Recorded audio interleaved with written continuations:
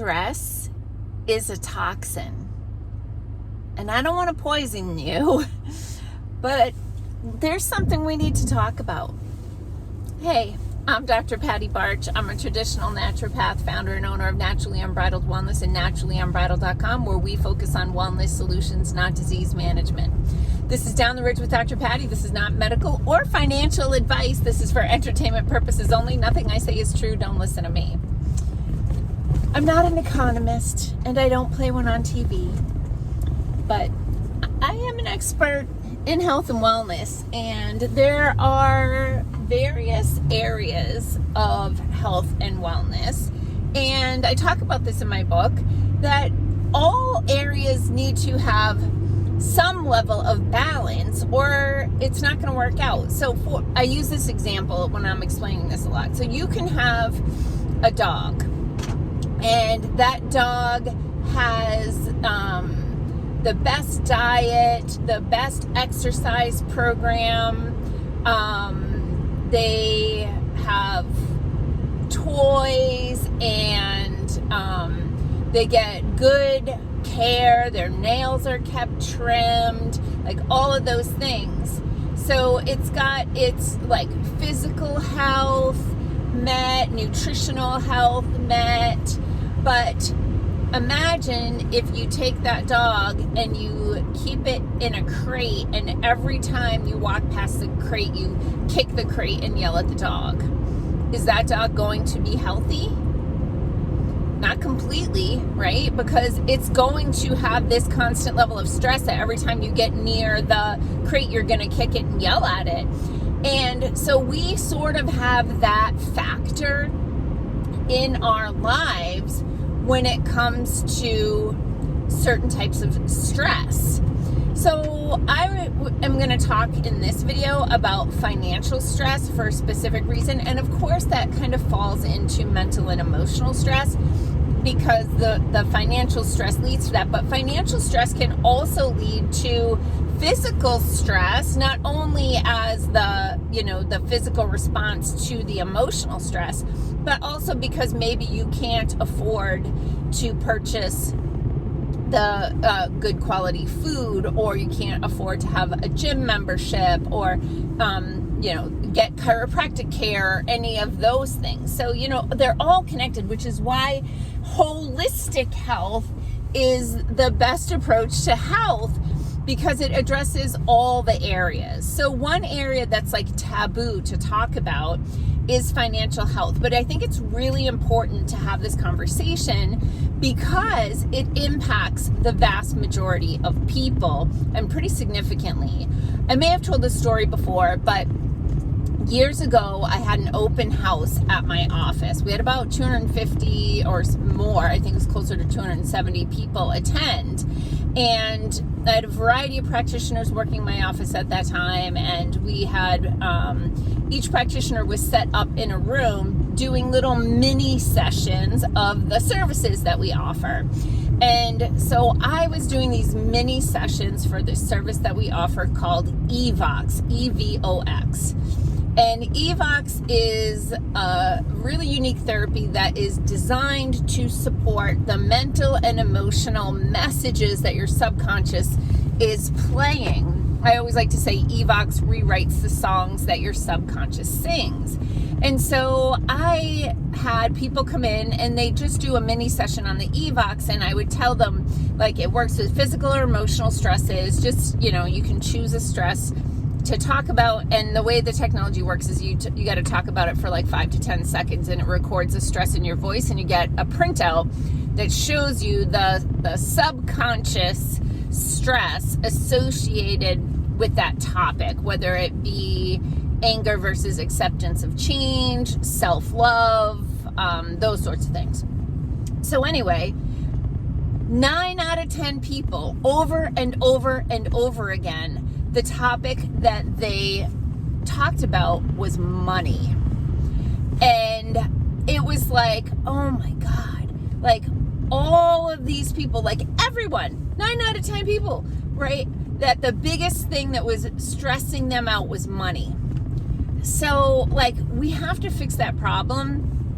And I'm going to talk about the country a little bit and why the civilians in our country also have a financial problem, because that's how the country is led. But I wanted to say one other thing about that first. Oh, so I think it's really important, like,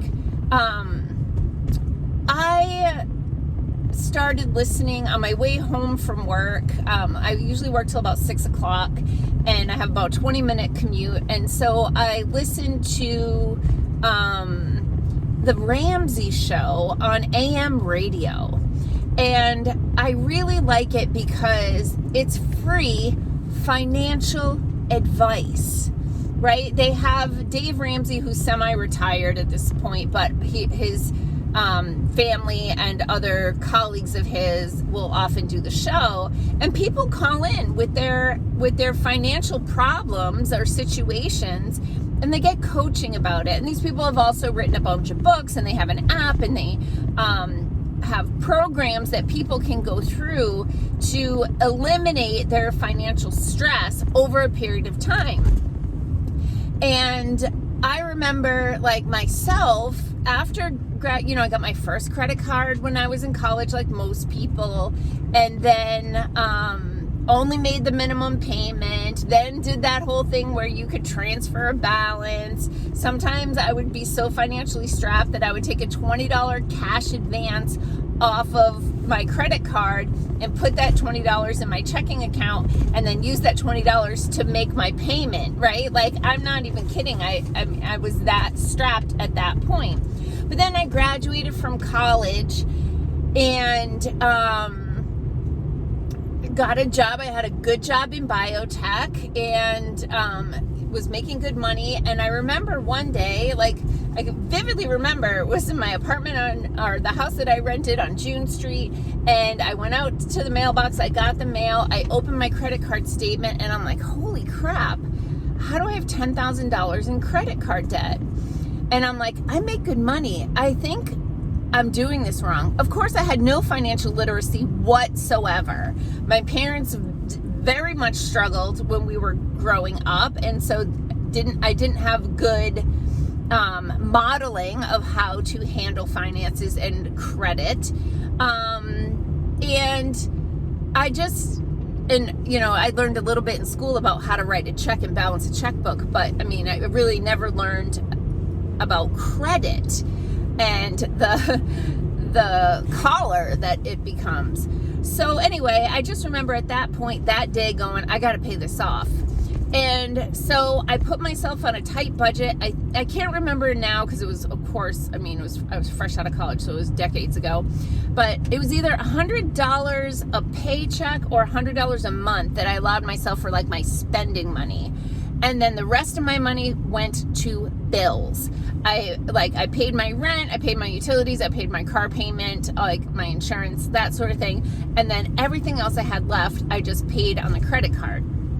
Paid off my credit card in a year. Then started saving money, and then I bought my first house when I was 27, single, 27 years old. I bought my first house, and then I was like, okay, this is going to be a stretch for me to make my, at the time, $650 a month mortgage payment. But the first thing I did, like, I closed on that house, I got moved in, and then I went and traded in my nice Ford Explorer for a POS, piece of, S, and Geo Prism. And I drove that for years, because the car payment on the Explorer was like $230 a month, and the car payment on the Geo Prism was like half of that. And so I was just trying to make good financial decisions. Now, where am I going with that? The country has a spending problem. I did a little research before this video, and the average American has a personal debt of $92,000, or 93 almost, it was like 92.7. So that's the average personal debt for an American. And then the financial debt, the national debt, works out to be $100,000 per American, including the babies, like brand new born, just popped out, and like, welcome to $100,000 in debt. So that altogether, each American has $200,000 worth of personal and national debt. And we have this situation where, if you use the neighborhood analogy, imagine there's this guy in the neighborhood and he makes, let's say he makes $100,000 a year, and he has a family, he has a spouse, he has kids, and then he's buying everything for these kids. They're doing all the sports, they're going on the trips, they have the fancy coffee cup, they have all the shoes and the phones and all the things. Like, all of his kids get all of the things all of the time. They've got the nice car, they've got the boat, they've got the Harley, they've got the camper, they've got a house on the lake, and he has only $100,000 salary, as all of these things. And then every time his house appreciates a little bit, comes up in value because the real estate market adjusts, he leverages the equity in that house to buy another thing, right? To buy a snowmobile or an ATV or those sorts of things. And so the guy spends like crazy and has debt. Then what happens is he gets all these other kids from all these other neighborhoods start moving into his house, and he's like, well, okay, you're my kids now, so I'm gonna get you the phone and the sneakers and the trips and the sports and all the things, and keep spending the money on that. And then he realizes, like, he doesn't have enough money to pay for all these kids to do all of these things all of the time. So what does he do? He like calls up the other neighbors and is like, hey, can I borrow $50? Because my kid needs to have this new coffee cup, right? And I'll pay you back with interest. And then the neighbor lends them money, and then now added to the bill is the payment to the neighbor plus the interest on the coffee cup. And then what happens is the head of household gets more kids coming into the house, and they say, well, okay, I'm going to call the neighbor because now you need a car. So I'm going to call the neighbor up, and I'm going to say, hey, can I borrow $20,000 because this kid, who's not actually my kid, the kid just moved into my house, but now I feel like I need to take care of them as if they're my own kid.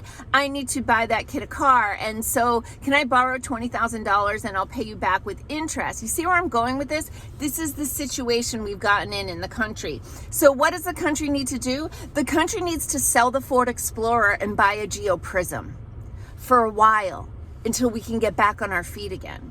So the moral of the story is financial stress is a toxin.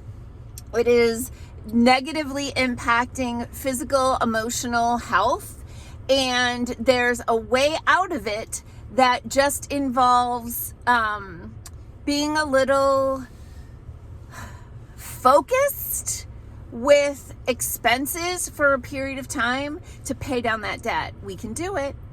We need to do it, because the richest country in the world, I have to say, I don't think you know what that word means, because rich does not mean trillions of dollars in debt. Peace out, peeps. Have a healthy day.